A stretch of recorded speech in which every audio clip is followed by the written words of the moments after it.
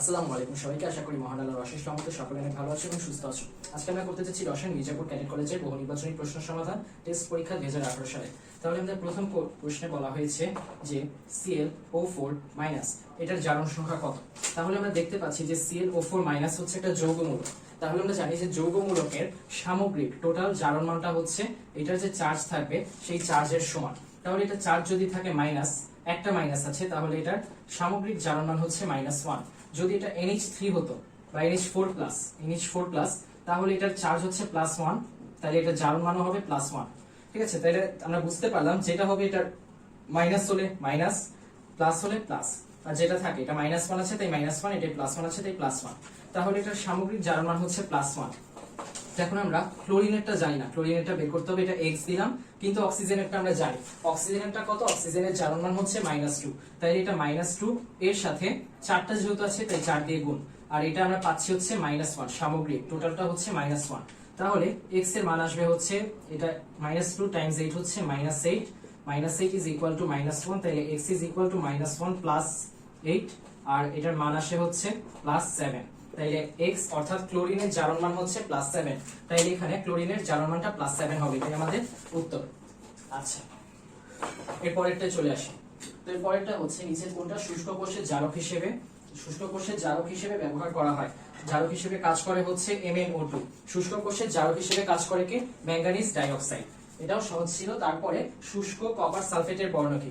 শুষ্ক copper sulphate হচ্ছে কুসো4। কুসো4 এর বর্ণ হয় হচ্ছে সাদা, কিন্তু যখন এটা আর্দ্র থাকে অর্থাৎ কুসো4.5H2 যেটা আমরা জানি তুতে হিসেবে অথবা ব্লু ভিট্রিয়ল হিসেবে। ব্লু ভিট্রিয়ল যেহেতু নাম, তাই এটার নামের মধ্যে আছে ব্লু, তার মানে এটা আমরা জানি এটার বর্ণ হবে হচ্ছে নীল। আমরা কাপড় ধোয়ার সময় যে নীল ব্যবহার করি এটা ওই কুসো4.5H2 তুতে বলা হয় যেটাকে। তাইলে যখন আর্দ্র হবে অর্থাৎ পানি যুক্ত থাকবে তখন এটার বর্ণ হবে নীল, যখন শুষ্ক হবে অর্থাৎ শুধু কুসো4 বা কপার সালফেট সেটা হবে সাদা। ওকে, তারপরেরটাই আসি 4 নাম্বার। ক্রোমিয়ামের ডি অরবিটালে কতটা ইলেকট্রন বিদ্যমান? ক্রোমিয়ামের ইলেকট্রন বিন্যাস করি আমরা 1s2 2s2 2p6 3s2 3p6 4s, তারপর হচ্ছে 3d। তো আগে 4s এ যাই, কারণ কি 4s এর শক্তি আমরা দেখি। 4 এর জন্য হচ্ছে এটা শক্তি কিভাবে যাচাই করে? শক্তি যাচাই করে হচ্ছে n+l দিয়ে। তো এখন 4 এর জন্য n হচ্ছে 4, তারপর s এর জন্য l হচ্ছে আমরা জানি spdf। প্রত্যেকটার জন্য s এর জন্য l হলো 0, p এর জন্য 1, d এর জন্য 2, f এর জন্য হচ্ছে 3। তাহলে l এর মানটা বসিয়ে দেই, s এর জায়গায় বসবে হচ্ছে 0, l এর মান 0, তাহলে টোটাল শক্তিটা আমরা পাচ্ছি হচ্ছে 4।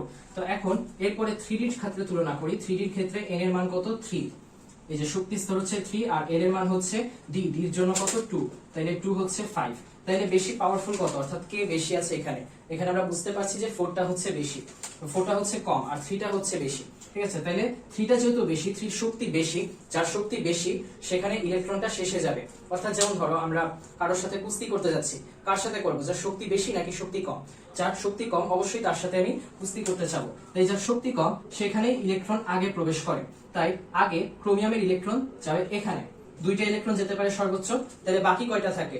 এখানে টোটাল হলো 22টা হওয়ার পরে ক্রোমিয়াম যেহেতু 24, তার 2টা আছে, আরো টোটাল হয়েছে 20টার পরে আরো 4টা বাকি থাকে, 4টা এখানে চলে গেল।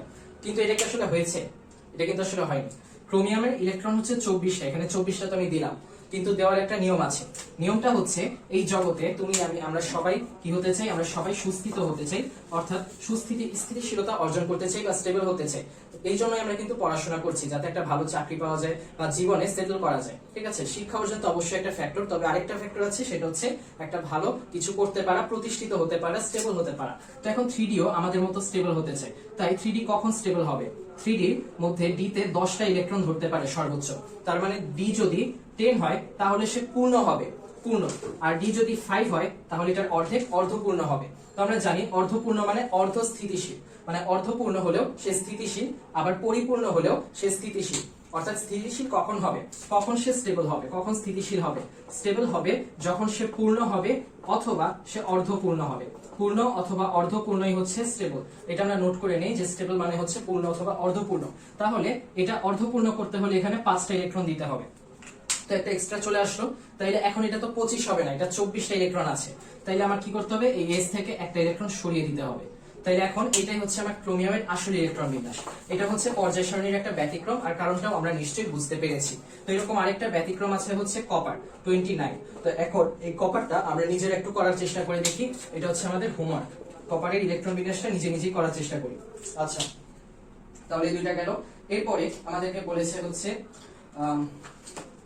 Fe SO4 plus 2NaOH 2NaOH arrow X plus Na2SO4। এখানে X এর বর্ণ কি রকম হবে, X এর রং কি রকম হবে? তো X টা কি হবে এখানে আমরা দেখতে পাচ্ছি Na2SO4 চলে এসেছে, অর্থাৎ এই যে Na দুইটা এসেছে আর SO4 চলে এসেছে। তাহলে বাকি থাকে কে Fa আর Fe আর OH। তাহলে এখানে Fe আর OH কয়টা আসবে? এই যে দুইটা আসবে। তাহলে এখানে OH2। তো আমরা জানি যে FeOH2 যখন আসবে, FeOH2 এটার বর্ণ হবে হচ্ছে গাঢ় সবুজ, গাঢ় সবুজ। আর যখন আসবে FeOH3 এর বর্ণ হবে হচ্ছে লালচে বাদামি, লালচে বাদামি। ঠিক আছে, তো এখন এটা হচ্ছে লালচে বাদামি। আচ্ছা, তাহলে হচ্ছে এটা FeOH2 গাঢ় সবুজ আর FeOH3 হচ্ছে লালচে বাদামি। তাহলে আমাদের চেয়েছে FeOH2 এর বর্ণ কি? এটা হচ্ছে গাঢ় সবুজ। ওকে, তাহলে এটাও গেল, শেষ। এরপরে 5 নাম্বার, নিচের কোনটার ব্যাপন হার সবচেয়ে কম? আমাদের চারটা দিয়েছে, একটা হচ্ছে NH3 অ্যামোনিয়া, একটা হচ্ছে CO2 কার্বন ডাই অক্সাইড, একটা হচ্ছে O2 আর একটা হচ্ছে N2। তো এখন সবগুলোর তুলনা করি আমরা। NH3 তো ব্যাপন হার কি রকম ভাবে বেশি হয়? আমরা জানি যে কেউ যদি মোটা হয়, ঠিক আছে, যেমন আমি, তো তাদের ক্ষেত্রে কি হয় যে চলাফেরায় অসুবিধা হয়, তার হাঁটতে হাঁটতে দেখা যায় যে একটু 5 মিনিট হাঁটলো তাতেই হাঁসফাঁস একটা অবস্থা। আবার যে শুকনা হয়, যে শুকনা হচ্ছে, তার ক্ষেত্রে দেখা যায় যে সে উসাইন বোল্টের মতো অনেক তাড়াতাড়ি যেতে পারে, তার চলাফেরায় অসুবিধা কম। তো তেমনি যার ভর বেশি তার অসুবিধা বেশি, যার ভর কম তার অসুবিধা কম। তাই এখন NH3 CO2 O2 N2 যার ভর কম হবে তার ব্যাপন বেশি হবে। মানে ব্যাপনটাই কি হচ্ছে? ব্যাপিত হচ্ছে, পুরো ঘরে ছড়িয়ে যাচ্ছে। যেমন আমরা পারফিউম ব্যবহার করি, পুরো ঘরে ছড়িয়ে যায়, তেমনি ব্যাপনের ক্ষেত্রে সেটা কি হবে? পুরো ঘরে ছড়িয়ে যাবে। তাইলে এখন যার ভর কম হবে সে তাড়াতাড়ি যেতে পারবে, তার সুবিধা হবে বেশি, অসুবিধা কম হবে, চলাফেরায় অসুবিধা কম। যে শুকনা, যার ভর কম, তার অসুবিধা কম। তাহলে NH3 ক্ষেত্রে দেখি আমরা, N এর ভর হচ্ছে 14 আর H3 এর ভর হচ্ছে 3টা হাইড্রোজেন মানে 3। তাহলে CO2 এর ক্ষেত্রে কার্বনের ভর হচ্ছে 12, অক্সিজেন দুইটা হচ্ছে, অক্সিজেন দুইটার ভর হবে 16 দুগুণে 32, তাহলে টোটাল হচ্ছে 44। এখানে টোটাল হবে হচ্ছে 17। O2 এর ক্ষেত্রে দুইটা অক্সিজেন 16 দুগুণে 32, N2 এর ক্ষেত্রে দুইটা নাইট্রোজেন 14 দুগুণে হচ্ছে 28। তাহলে এখানে যার ভর সবচেয়ে বেশি, অর্থাৎ যে সবচেয়ে বেশি মোটা হবে, তার কি হবে? চলাফেরায় অসুবিধা বেশি হবে, মানে তার ব্যাপনটা কম হবে। ব্যাপন মানে তো ছড়িয়ে যাওয়া, তার ছড়িয়ে পড়তে অর্থাৎ চলাফেরায় অসুবিধাটা বেশি হবে। তাহলে এখানে যার ভর বেশি, এই যে কার্বন ডাই অক্সাইডের ভর বেশি, এই ভর বেশি হওয়ার কারণে তার ব্যাপনটা কি হবে? ব্যাপন কম হবে, ব্যাপন কম। তাহলে এখন ব্যাপন আর ভরের সম্পর্কটা কি রকম? যদি কেউ প্রশ্ন করে ব্যাপন আর ভরের সম্পর্ক কি রকম, আমরা বলে দিতে পারবো ব্যাপন আর ভরের সম্পর্ক হচ্ছে ব্যস্তানুপাতিক। আচ্ছা, তারপরে প্রশ্ন আমরা চলে আসি। তারপরে প্রশ্ন হচ্ছে চিকিৎসা, নিচের কোন আইসোটোপটি লিউকেমিয়া চিকিৎসায় ব্যবহৃত হয়? তো লিউকেমিয়া কি? এখন আমরা জানি যে রক্তের তিন ধরনের কণিকা থাকে, একটা হচ্ছে শ্বেত রক্ত কণিকা, একটা লোহিত রক্ত কণিকা আর একটা হচ্ছে অনুচক্রিকা। এদের মধ্যে যেটা আছে শ্বেত রক্ত কণিকা, শ্বেত রক্ত কণিকার যদি অভাব না, যদি শ্বেত রক্ত কণিকার পরিমাণ অস্বাভাবিকভাবে বেড়ে যায়, অনেক বেড়ে গেল, শ্বেত রক্ত কণিকার পরিমাণ যদি বেড়ে যায়, তখন সেটাকে বলা হয় লিউকোসাইটোসিস। আর যদি শ্বেত রক্ত কণিকার পরিমাণ 1 লক্ষের চেয়েও বেশি বেড়ে যায়, তখন সেটাকে আমরা বলি রক্তে শ্বেত রক্ত কণিকা অনেক পরিমাণে বেড়ে গিয়েছে, তার মানে সেটা হচ্ছে একটা ক্যান্সারের মতো। ঠিক আছে, ক্যান্সারের মতো। আর এই ক্যান্সারটাকে বলা হয় লিউকেমিয়া। তো এটা হচ্ছে রক্তের অস্বাভাবিক জনিত একটা অবস্থা, যখন শ্বেত রক্ত কণিকা 1 লক্ষেরও বেশি বেড়ে যায়, রক্তের ক্যান্সার লিউকেমিয়া। এখন এই লিউকেমিয়া চিকিৎসাতে আমরা একটা আইসোটোপ ব্যবহার করি, এটা হচ্ছে 32 ফসফরাস। 32 ফসফরাসের আরেকটা ব্যবহার আছে, সেটা হচ্ছে কৃষি ক্ষেত্রে। তাহলে আমাদের যদি বলে কোন আইসোটোপটা কৃষি চিকিৎসা উভয় ক্ষেত্রে ব্যবহার করা হয়, এটাও একটা পপুলার এমসিকিউ, এটার উত্তর 32 ফসফরাস। তাহলে এটা আমাদের শেষ। ওকে, এরপরে আসি। এরপর একটা হচ্ছে ডিটারজেন্ট তৈরি পর্যায় সারণীর কোন গ্রুপে নিক্ষার ধাতু অবস্থিত? পর্যায় সারণী গ্রুপ 1 হচ্ছে ক্ষার ধাতু আর গ্রুপ 2 হচ্ছে মৃৎক্ষার ধাতু। গ্রুপ 2 মৃৎক্ষার ধাতু কেন? কারণ গ্রুপ 2 এ যে মৌলগুলো থাকে সেই মৌলগুলো বেশিরভাগই দেখা যায় মাটির নিচে পাওয়া যায়। তো মাটিতে যেহেতু পাওয়া যায় তাই এগুলোকে মৃৎক্ষার ধাতু বলা হয়। এদের মধ্যে দুইটা হচ্ছে ম্যাগনেসিয়াম আর ক্যালসিয়াম। আমরা জানি যে উদ্ভিদে যে খনিজ পুষ্টি উপাদানগুলো দরকার হয় তাদের মধ্যে ম্যাগনেসিয়াম আর ক্যালসিয়াম হচ্ছে উল্লেখযোগ্য। তো এখন এদের মধ্যে ম্যাগনেসিয়াম ক্যালসিয়াম হচ্ছে উদ্ভিদের পুষ্টি উপাদান। উদ্ভিদ কোত্থেকে পাচ্ছে? মূলরন্ধ্র দিয়ে সে মাটি থেকে শোষণ করছে। তার মানে দুইটা কোথায় পাওয়া যায়? মাটিতে পাওয়া যায়। এই জন্য গ্রুপ 2 এ যে মৌলগুলো আছে এগুলোকে বলা হয় মৃৎক্ষার ধাতু। মানে মাটি থেকে যে ক্ষার ধাতুগুলো পাওয়া যায় সেগুলোই মৃৎক্ষার ধাতু। আচ্ছা, তো এর পরেরটা চলে আসি, ডিটারজেন্ট তৈরিতে কোন অ্যাসিড ব্যবহার করা হয়? H2SO4 sulphuric acid. এটা আমাদের 10ম অধ্যায় ধাতু অধাতুর একটা অধ্যায় আছে। তো সেখানে আমরা এটা পাবো যে সালফিউরিক অ্যাসিডের ব্যবহারগুলো। ওই সালফিউরিক অ্যাসিডের ব্যবহারের মধ্যে লেখা আছে যে ডিটারজেন্ট আর সাবান ডিটারজেন্ট তৈরিতে H2SO4 ব্যবহার করা হয়। প্রশমন বিক্রিয়াতে পিএইচ এর মান কত?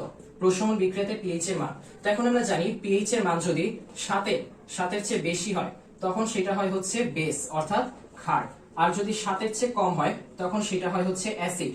তো এখন প্রশমন বিক্রিয়াটা আবার কাদের মধ্যে হয়? এই বেস আর অ্যাসিড এই দুইটার মধ্যে হয় হচ্ছে প্রশমন বিক্রিয়া। তার মানে প্রশমন বিক্রিয়াতে এই দুইটা মিক্স হচ্ছে। দুইটা মিক্স হওয়ার পরে যেটা তৈরি হয় সেটা হয় হচ্ছে লবণ আর পানি। তো এখন লবণ আর পানি দুইটাই কিন্তু নিরপেক্ষ পদার্থ। এদের মধ্যে যেটা সল্ট হচ্ছে বেসও না অ্যাসিডও না, একদম নিরপেক্ষ। তার মানে সল্টের পিএইচটা কত হবে? এই দুইটার একদম মাঝামাঝি হবে। তার মানে সল্টের পিএইচটা হবে হচ্ছে 7। মানে যেটা বেস আর অ্যাসিড দুইটা মিলে তৈরি হচ্ছে সেটার পিএইচটা হচ্ছে 7। তাহলে একদম অ্যাকুরেট 7 হবে, এক্স্যাক্টলি 7 হবে এটার পিএইচ। আচ্ছা, তো এটাও গেল। এরপরে যেটা আসবে সেটা হচ্ছে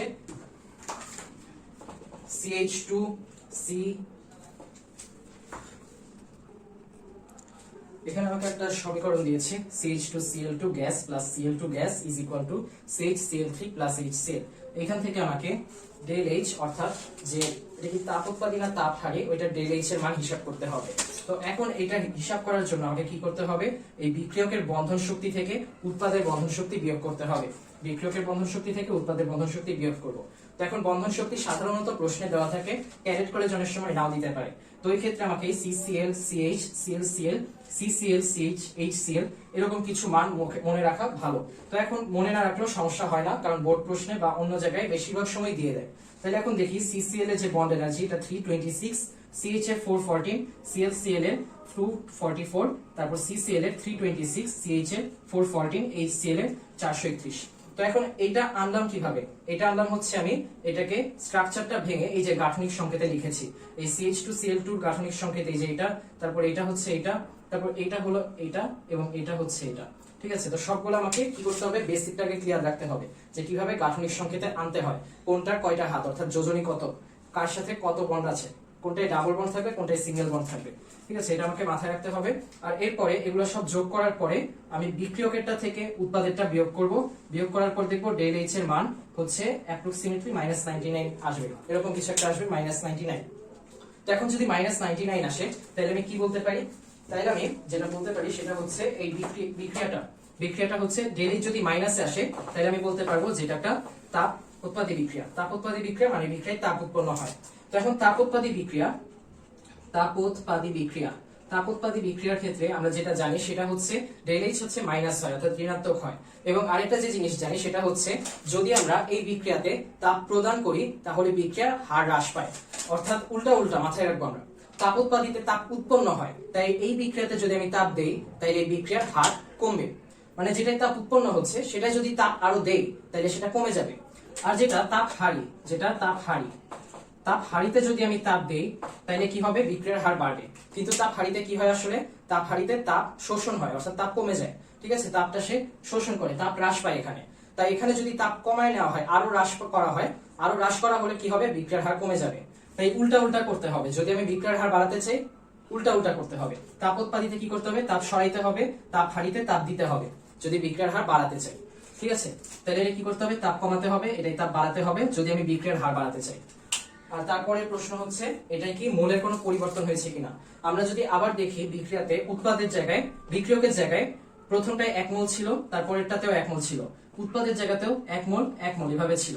ঠিক আছে, আর CH2Cl2 ছিল, তারপরে ছিল হচ্ছে Cl2 1 মোল, এটাও 1 মোল, তাহলে টোটাল কত মোল হলো? টোটাল 2 মোল। তারপর উৎপাদ যেটা এসেছে এটাতেও 1 মোল 2 মোল হয়েছে। তো দুইটাই যেহেতু 2 মোল, তার মানে কি চাপের কোনো সংকোচনও হয় নাই, সম্প্রসারণও হয় নাই, চাপ দুই জায়গাতে একই আছে। তাহলে এটা আমরা কি বলতে পারি, চাপের কিন্তু কোনো পরিবর্তন হয় নাই। তাহলে বিক্রিয়ার ক্ষেত্রে এটা তাপোৎপাদী বিক্রিয়া প্রথমে বলতে পারি। তারপর তাপোৎপাদী বিক্রিয়াতে যদি আমরা আরো তাপ দেই তাহলে তাপটা কি হবে, তাহলে বিক্রিয়ার হারটা কি হবে, হ্রাস পাবে, বিক্রিয়ার হার কমে যাবে।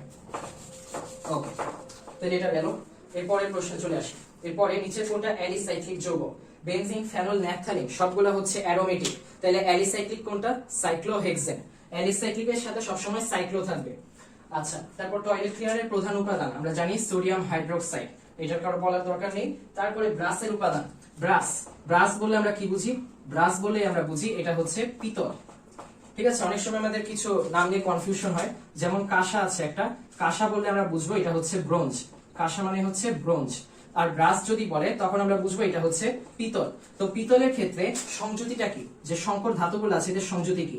আমরা জানি যে পিতলে 65% হচ্ছে কপার আর 35% হচ্ছে জিঙ্ক। তাই পিতলে যে দুটা ধাতু আছে সংকর ধাতুগুলো কি কি? কপার এবং জিঙ্ক, কপার এবং জিঙ্ক। তারপরেরটাই হচ্ছে এরকম আছে CH3 CH2OH, জাইমান অক্সিজেন X, জাইমান অক্সিজেন Y। তো এখন আমরা জানি যে CH3 CH2OH এ যদি জাইমান অক্সিজেন যোগ করা হয় তখন কি হবে? জাইমান অক্সিজেন ভাই অনেক দৌড়ায় এর বাসায় আসছে, দৌড়ায় আসার পরে বলছে আমাকে 1 গ্লাস পানি দাও, তখন ওকে 1 গ্লাস পানি দিয়েছে। 1 গ্লাস পানি দেওয়ার সাথে সাথে জাইমান অক্সিজেন নিজেই বাসায় ঢুকে পড়েছে। তো এই বাসায় ঢুকে গেলে এটা তখন কি হয়ে যাচ্ছে? তখন এটা CH3 CHO হয়ে যাচ্ছে। কিন্তু আসলে পানিটা কাকে দিয়েছে? পানিটা তো কারো নেওয়া লাগবে, তাই না? -H2 যে কমে গেল, H2 যারা কমায় তাদেরকে বলা হয় নিরোধক, অর্থাৎ নিরোধন ধর্ম আছে এমন। তো নিরোধন ধর্ম কার থাকে? H2SO4 এর। তাই এখানে নিচে কিন্তু H2SO4 থাকা উচিত। তো এমসিকিউ প্রশ্নে অনেক সময় H2SO4 টা দেয় না, তবে আমাদের বিক্রিয়া দেখানোর সময় অবশ্যই H2SO4 টা দিতে হবে। ঠিক আছে, তাইলে এখন প্রথমে অ্যালকোহল ছিল, প্রথমে আমাকে একটা অ্যালকোহল দিয়েছে, অ্যালকোহলের সাথে যখন জাইমান অক্সিজেন যোগ হবে আসবে কে? অ্যালডিহাইড আসবে। অ্যালডিহাইডের সাথে যখন আবার জাইমান অক্সিজেন যোগ হবে তখন কে আসবে? ফ্যাটি অ্যাসিড আসবে। তাইলে আমার এক্স হবে কে? এক্স হচ্ছে অ্যালডিহাইড ছিল, অ্যালকোহল ছিল ইথানল, ইথানল থেকে যে অ্যালডিহাইড আসবে সেটা হচ্ছে ইথানেল, ইথানেল হলো CH3CHO। তারপর ফ্যাটি অ্যাসিড আসবে, ইথানল থেকে ইথানেল, ইথানেল থেকে ইথানোইক অ্যাসিড, ইথানোইক অ্যাসিড হচ্ছে CH3COOH, এটা হচ্ছে আমার ফ্যাটি অ্যাসিড। ওকে, তাহলে এটা গেল। এরপরে আমাকে যেটা বলেছে সেটা এক্স অ্যালডিহাইড আর ওয়াই জৈব যৌগ। ঠিক আছে, এক্স অ্যালডিহাইড ওয়াই জৈব যৌগ। ওকে, নাইস। তারপরে আচ্ছা, তারপরে হচ্ছে ওয়াই এর 10 থেকে 14% জলীয় দ্রবণ ভিনেগার নামে পরিচিত। ওয়াই কোনটা? ফ্যাটি অ্যাসিড হচ্ছে ওয়াই। এইটার 4 থেকে 10% জলীয় দ্রবণ হচ্ছে ভিনেগার। এবং CH3CHO এর 40% জলীয় দ্রবণ হচ্ছে, সরি CH3CHO না, এটা তো 2 কার্বন বিশিষ্ট, 1 কার্বন বিশিষ্ট যেটা আছে সেটা হচ্ছে HCHO, এটাকে বলা হয় মিথানেল। মিথানেলের যে 40% জলীয় দ্রবণ আছে সেটাকে বলা হয় হচ্ছে ফরমালিন, ফরমালিন বলা হয়। মিথানেলের 40% জলীয় দ্রবণকে বলা হয় ফরমালিন। ওকে, তাহলে এটা গেল। এরপরে অ্যালকোহলের সাথে যদি আমরা কি করি? H2SO4 যোগ করি তাহলে কি হবে? CH3COOH, এটা থেকে এটার সাথে যদি H2SO4 যোগ করা হয় তাহলে কি হবে? এই যে এটা নিরোধন ধর্ম আছে, তাহলে কি হবে? 2টা হাইড্রোজেন আর একটা অক্সিজেন সরিয়ে নিবে, অর্থাৎ কোনো পানি সরিয়ে নিবে। সরিয়ে নিলে কি থাকে? আগে ছিল CH3, তাহলে এখন এটা থেকে 2টা গেলে কত থাকে? 2টা হাইড্রোজেন যাবে আর একটা অক্সিজেন যাবে। ঠিক আছে, তাহলে তখন কি থাকবে? 2টা হাইড্রোজেন একটা অক্সিজেন যাবে, 2টা হাইড্রোজেন একটা অক্সিজেন, CH3CH2OH ছিল। তাই এখন এখান থেকে H2 চলে যাবে, H2 চলে গেলে থাকবে CH2CH2।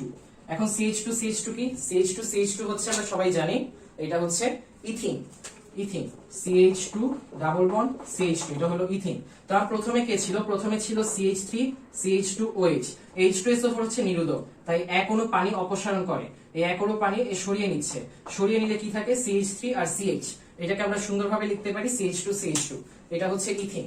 তাহলে এটাও শেষ, বিদায়। তো এরপরে হচ্ছে কোনটি? অ্যালডিহাইডের কার্যকরী মূলক। অ্যালডিহাইডের কার্যকরী মূলক CHO, অ্যালকোহলের হচ্ছে OH, আর তারপর ফ্যাটি অ্যাসিডের হচ্ছে COOH, কিটোনের ক্ষেত্রে হচ্ছে CO। আচ্ছা, তো এরপরে হচ্ছে 24 ক্যারেটের স্বর্ণের পরিমাণ। স্বর্ণের নানা রকম ক্যারেট থাকে, 18 carat, 20 carat, 22 carat, 24 carat, 21 carat, এরকম নানা রকম ক্যারেটের হিসাব পাওয়া যায়। এর মধ্যে লাস্টেরটা হচ্ছে 24 ক্যারেট, এটাতে 100% থাকে। 100% কি থাকে? 100%ই হচ্ছে সোনা থাকে। কিন্তু বাকিগুলাতে সোনার পার্সেন্টেজে একটা ভিন্নতা দেখা যায়। ভিন্নতা দেখা যায় কারণ আমরা যদি 24 ক্যারেট সোনা ব্যবহার করে গয়না অলংকার তৈরি করি, তখন দেখা যাবে সোনায় শেপ দেওয়া যাবে না। কারণ সোনাটা কি হয়? সোনাটা আসলে প্রচুর নরম একটা ধাতু, মানে তুলনামূলক অনেক নরম একটা ধাতু, যে কারণে এটাকে একটা স্ট্রাকচার দিব, যে গঠন দিব, সেরকম সম্ভাবনা নাই। এই জন্য এটার সাথে আমার খাদ মিশাতে হয়, অর্থাৎ অন্যান্য ধাতু মিশাতে হয়। অন্যান্য ধাতু মিশিয়ে এটা একটা নির্দিষ্ট অনুপাত 18, তারপর আরেকটা 20, আরেকটা 21, আরেকটা 22 ক্যারেট, এরকম আলাদা আলাদা উপাদান একটা গয়না তৈরি করার জন্য, একটা অন্য কোনো কিছু তৈরি করার জন্য ব্যবহার করা হয়। তো আলাদা আলাদা অনুপাতগুলোতে দেখা যায় সোনার মিশ্রণতে একটু ভেজাল থাকে। ভেজালগুলো হচ্ছে খাদ। এই খাদটা কি করে? খাদটা হচ্ছে এটাতে স্ট্রাকচার দেয়, নমনীয়তা প্রদান করে, শক্তিশালী করে আরো। ওকে, এরপরে হচ্ছে 19 নাম্বার, কোনটা? অ্যালকেন। অ্যালকেন আমরা জানি CmH2n+2। এই সূত্র মিলালে আমরা দেখতে পাবো C1 এর ক্ষেত্রে এটা হয় হচ্ছে H4, C2 এর ক্ষেত্রে এটা হয় হচ্ছে H6, C3 এর ক্ষেত্রে এটা হয় H8। ঠিক আছে, তাহলে আমার যে লাস্টেরটা আসছে C3H8, এটাই হচ্ছে আমার সঠিক উত্তর। এরপর আদর্শ অবস্থায় 28 গ্রাম N2 এর আয়তন কত? তো আদর্শ অবস্থা হচ্ছে STP। আমরা জানি STP তে যে কোনো 1 মোল N2 এর লিটার হবে হচ্ছে আয়তন হবে হচ্ছে 22.4 লিটার। আবার 1 মোল N2 আমরা জানি 1 মোল নাইট্রোজেন মানে হচ্ছে নাইট্রোজেনের আণবিক ভর। আণবিক ভর কত হচ্ছে? N, একটা পরমাণুর ভর হচ্ছে 14, তাহলে দুইটা পরমাণু নিয়ে একটা অণুর ভর হবে 14 দুগুণে 28 গ্রাম। তাহলে এখন এই যে 1 মোল N2 মানে 28 গ্রাম, আবার 1 মোল N2 মানে হচ্ছে 22.4 লিটার। তাহলে আমি এই দুইটা কম্বাইন করে বলতে পারি 28 গ্রাম N2 মানে হচ্ছে 22.4 লিটার। তাহলে আমার উত্তর হচ্ছে 28 গ্রাম N2 STP তে 22.4 লিটার আয়তন হয়। ওকে, তাহলে একটু এইভাবে ডিপ থিঙ্ক করতে হবে, ডিপ একটা চিন্তা ভাবনা থাকা লাগবে। তো কোনটি বেনজিনের আণবিক ভর? বেনজিনের সংকেত আমরা জানি C6H6, তাহলে আণবিক ভর হবে হচ্ছে কার্বনের ক্ষেত্রে এটা 12 গুণ 6, আর হাইড্রোজেনের ক্ষেত্রে 1 গুণ 6। 12 গুণ 6 হচ্ছে 72, 72 যোগ 6 হচ্ছে 78, তাহলে বেনজিনের আণবিক ভর হচ্ছে 78। এরপরে কোন মৌলটির ইলেকট্রন বিন্যাস 1s2 2s2 2p6 3s2 3p4? এখন সবগুলা যোগ করো, সবগুলা ইলেকট্রন যোগ করলে আসে 16টা ইলেকট্রন। 16টা ইলেকট্রন কার? 16টা ইলেকট্রন হচ্ছে সালফারের, তাই এটা সালফারের ইলেকট্রন বিন্যাস। এরপরের প্রশ্নটা আরেকটু কেমন জানো, এটা হচ্ছে পটাশিয়াম 19, তারপরে x, তারপর y, তারপর হচ্ছে z। তো এখানে বলেছে x মৌলটি কোন পর্যায়ে অবস্থিত? x মৌলটি কোন পর্যায়ে অবস্থিত? পর্যায় কোনটা? এই যে পটাশিয়ামের পর্যায় আমরা জানি 4। পটাশিয়ামের উপর থাকে হাইড্রোজেন, লিথিয়াম, সোডিয়াম, 1 2 3 4, এটা হচ্ছে 5 নম্বরে, তাইলে x হচ্ছে 5 নাম্বার পর্যায়ে অবস্থিত। ওকে, তারপর বলেছে উপরের মৌলগুলোর একদম বাইরের আউটার মোস্ট শেলে কয়টা ইলেকট্রন থাকবে? যেহেতু এটা গ্রুপ 1 এর আউটার মোস্ট শেলে থাকে একটা করে ইলেকট্রন, তাহলে আউটার মোস্ট শেলে একটা করে ইলেকট্রন থাকবে। এরপরে বলেছে পারমাণবিক ব্যাসার্ধ কি পর্যায়ক্রমে হ্রাস পায় নাকি? কিন্তু আমরা জানি কোন পর্যায়ের উপর থেকে নিচে, মানে কোন গ্রুপের উপর থেকে নিচে যত যাব ততই কি হবে? পর্যায় এক এক করে বাড়বে। এটার পর্যায় 1, এটার 2, এটার 3, এটার 4, এভাবে বাড়ছে। পর্যায় বাড়লে আবার কি হতে থাকে? পর্যায় বাড়লে এটা একটা শক্তি স্তর ছিল, এটাই 2টা শক্তি স্তর আসবে, এটাই 3টা শক্তি স্তর আসবে। তো এখন একটা একটা করে শক্তি স্তর বাড়লে কি হচ্ছে? এখানে ব্যাসার্ধ যেটা ছিল এটাই তার চেয়ে বেশি, এটাই তার চেয়ে বেশি, এভাবে নিচে গেলে তো অনেক বাড়বে, তাই না? তো এখন যেহেতু ব্যাসার্ধ বাড়ছে, তাহলে আমি বলতে পারি আকার বৃদ্ধি পাচ্ছে। তার মানে পর্যায়ক্রমে যত নিচে যাব আকৃতি হ্রাস পাবে না, বরং আরো বাড়বে। তাইলে যত নিচে যাব আকার কি হবে? আকার বাড়বে, আকার আরো বাড়বে। তাহলে এখানে 2 নম্বরে যেটা বলেছে সেটা ভুল। 3 নম্বরে বলেছে সক্রিয়তা পর্যায়ক্রমে বৃদ্ধি পায়। সক্রিয়তা অবশ্যই পর্যায়ক্রমে বৃদ্ধি পায়, যত নিচে যাব ধাতুগুলোর ক্ষেত্রে যত নিচে যাব ততই বৃদ্ধি পাবে। কিন্তু অধাতু হ্যালোজেনের ক্ষেত্রে আমরা দেখতে পাবো যে ফ্লোরিনের সক্রিয়তা সবচেয়ে বেশি, আর ফ্লোরিন থাকে সবার উপরে, তারপরে থাকে ক্লোরিনেরটা তার চেয়ে আরেকটু কম, তারপর ক্লোরিনের নিচে যে থাকে তার আরেকটু কম, তার নিচে যে তার আরেকটু কম, অর্থাৎ সবচেয়ে বেশি হচ্ছে উপরের দিকে, আর এখানে সবচেয়ে বেশি নিচের দিকে। ঠিক আছে, তাহলে ধাতুর ক্ষেত্রে সক্রিয়তা বেশি নিচের দিকে, অধাতুর ক্ষেত্রে সক্রিয়তা বেশি উপরের দিকে। এটা তাহলে গেল।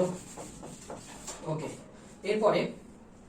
এরপরে যেটা আছে সেটা হচ্ছে একটা বিক্রিয়া, এটা হলো 2NaS প্লাস CuSO4 CuSO4, ও সরি এটা এরকম না, CuSO4, হ্যাঁ। তারপরে এটা হচ্ছে অ্যাকুয়াস, আর এটা থেকে আসে হচ্ছে Na2SO4 প্লাস Cu, এটা হচ্ছে সলিড। তো এখন আর এটা হচ্ছে অ্যাকুয়াস। তাইলে প্রথমে আমরা দেখতে পাচ্ছি যে এখানে সোডিয়াম কপার সালফেটের কপারকে প্রতিস্থাপিত করে নিজে সোডিয়াম সালফেট হয়েছে, আর এটা কপারকে সিঙ্গেল বানাই দিচ্ছে। কপার আগে ছিল হচ্ছে ডাবল, এখন হয়ে গেছে সিঙ্গেল। কপার আগে কি ছিল, মিঙ্গল ছিল, এখন সিঙ্গেল হয়ে গেছে। তো এখন সিঙ্গেল হয়ে গেল যে কপার তো একা বানায় দিল কে, এই যে সোডিয়াম। তাহলে সোডিয়াম কি করছে, কপারটাকে প্রতিস্থাপিত করছে। এই ধরনের বিক্রিয়ায় যেখানে মিঙ্গলকে সিঙ্গেল বানায় দেয় আর সিঙ্গেল নিজে কি হয়ে যায়, একসাথে যুক্ত হয়ে যায়। তো এখন যুক্ত হয়ে যাওয়াটার প্রক্রিয়াটাই হচ্ছে এখানে কি হচ্ছে, এই প্রতিস্থাপন বিক্রিয়া হচ্ছে। কাকে, কারো দ্বারা প্রতিস্থাপিত করা হচ্ছে। তাহলে প্রথমটা হচ্ছে এই যে প্রতিস্থাপন বিক্রিয়া। এরপর এটা কি জারণ বিজারণ হবে, জারণ বিজারণ হবে। কেন হবে, কারণ এই যে এই সোডিয়াম হচ্ছে একটা মুক্ত মৌল, এখানে ওর জারণ মান 0, কারণ সব মুক্ত মৌলের জারণ মান 0 হয়। এটা একটা যৌগ, যৌগের জারণ মান 0 হয়, কিন্তু যৌগের মধ্যে দুইটা আলাদা আলাদা, একটা হচ্ছে পরমাণু আর একটা হচ্ছে একটা যৌগমূলক টাইপের আছে SO4, এটার জারণ মান 2-। আর কপার, এটার জারণ মান হবে +2, কারণ এটা হচ্ছে 0। টোটালটা 0 হলে এটা -2, তাহলে এটা +2। এরপর এখানে সোডিয়াম, যেহেতু টোটালটা 0, তাহলে সোডিয়াম হবে কি, সোডিয়াম হবে +2 আর SO4 হবে -2। কিন্তু সোডিয়াম দুইটা মিলে যদি +2 হয়, একটা সোডিয়ামের কত, একটা সোডিয়াম হচ্ছে শুধু +1, তাই সোডিয়ামের এখানে জারণ মান +1। আর কপার হচ্ছে একটা মুক্ত মৌল হলে এটা 0, ঠিক আছে, এটা জারণ মান 0। তাহলে এখন আমরা দেখি এখানে সোডিয়াম 0 থেকে কত হয়েছে, 0 থেকে +1 হয়েছে। তাহলে সোডিয়ামের জারণ মান বেড়েছে, জারণ মান বাড়লে সোডিয়ামের জারণ হয়েছে। কার জারণ হয়েছে, জারণ হয়েছে হচ্ছে সোডিয়ামের। এবং এরপরে আমরা দেখি কপারে, এটা +2 ছিল, +2 থেকে কপার 0 হয়েছে, মানে কপারের ক্ষেত্রে কি হয়েছে, কমেছে। কমা মানে হচ্ছে বিজারণ, তাহলে বিজারণ কার হয়েছে, বিজারণ হয়েছে হচ্ছে কপারের, বিজারণ হয়েছে কপারের। এবং এখানে সালফার ছিল হচ্ছে 2-, এখানে 2- আছে। তাইলে এটা কি, এটা হচ্ছে দর্শক আয়ন বলা হয় এটাকে। দর্শক আয়ন হচ্ছে যে কিছুই করে না, বসে বসে চানাচুর খায়, মুড়ি খায় এবং দেখে যে কে কি করলো, ঠিক আছে, সে খালি দেখে। এবং এটা কি অধঃক্ষেপণ হবে, অধঃক্ষেপণে হয় হচ্ছে একটা দ্রবণের নিচে দেখা যায় যে তলানি জমা হয়। তো এখন এখানে আমরা দেখি এই যে উৎপাদ যেটা আছে Na2SO4 অ্যাকুয়াস, অ্যাকুয়াস মানে হচ্ছে এটা অলরেডি কি হয়েছে, দ্রবীভূত হয়ে গেছে। কিন্তু কপার হচ্ছে সলিড, সলিড মানে কপারটা কঠিন। তো এই দ্রবণের মধ্যে যে কপারটা থাকবে, কপারটা কঠিন দেখে সে কি হয়ে যাবে, তলিয়ে যাবে, তলিয়ে নিচে অধঃক্ষেপ জমা হবে। তাহলে এই কপারটা কি অধঃক্ষেপ হিসেবে জমা হবে, তাহলে এটা অবশ্যই একটা অধঃক্ষেপণ বিক্রিয়া হবে। তাহলে যে পর্যন্তই, সবাই ভালো থেকো, আসসালামু আলাইকুম।